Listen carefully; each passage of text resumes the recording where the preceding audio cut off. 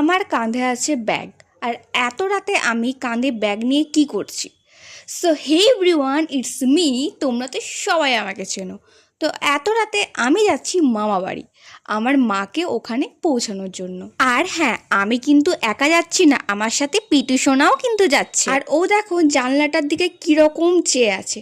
Actually ওকে যখন থেকে আমাদের বাড়ি নিয়ে এসেছি ও কিন্তু একবারও বাইরে বেরোনি, তাই ওই রকমভাবে দেখছে। আর যেতে যেতে আমি একটা মেলা দেখতে পেলাম, বাট আই ডোন্ট নো মেলাটার নাম কি, কেউ জেনে থাকলে জানিও। এটা তপসির কাছে ছিল। আর আমরা দেখো মামা বাড়ি পৌঁছে গেছি, আর আমি নিয়ে এসেছিলাম একটা ফ্যান্টা, যেটা আসতেই আমি অলরেডি এক গ্লাস নিয়ে নিয়েছি। আর পিটুকেও আমরা একটা জায়গায় বেঁধে দিয়েছি। আর দেখো ও বাবার কাছে চুপচাপ কি সুন্দর বসে আছে। যেহেতু নতুন জায়গা তাই ওর ভালো লাগছিল না, তাই বাবা ওকে একটু বাইরে ঘোরানোর জন্য নিয়ে এসেছিল। তারপর আর কি রাত্রের ডিনার সেরে পিটুকেও কিছু খাইয়ে সবাইকে মামা বাড়িতে বাই বাই করে বেরিয়ে পড়লাম।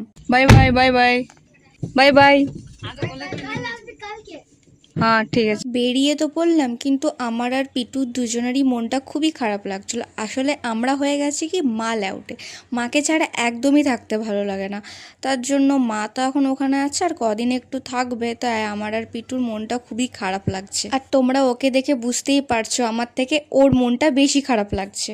আসার টাইমে ভাবলাম মেলাটা একটু ঘুরবো, বাট বৃষ্টি এত পড়ছিল যে আর বাইরে বেরোতেই পারলাম না। আর বাড়িতে এসেই দেখো মা যে রুমে থাকে সেই রুমের দিকেই ও এগিয়ে যাচ্ছে। তারপর ওকে একটু আমি ছাদে নিয়ে এলাম একটু ঘোরানোর জন্য। আর ওর কাণ্ড দেখো, আমাদের পাড়ায় বাকি কুকুরগুলো ডাকছিল তাই ও ডাকতে শুরু করলো।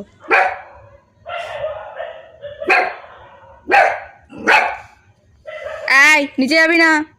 আমি ততক্ষণে আমার পিটু সোনাকে সামলাই। আর তোমরা কিন্তু লাইক কমেন্ট করতে একদম ভুলবে না। যদি ইউটিউব থেকে দেখে থাকো তাহলে সাবস্ক্রাইব করে দিও, আর তোমরা যদি ফেসবুক থেকে দেখে থাকো তাহলে ফলো কিন্তু মাস্ট।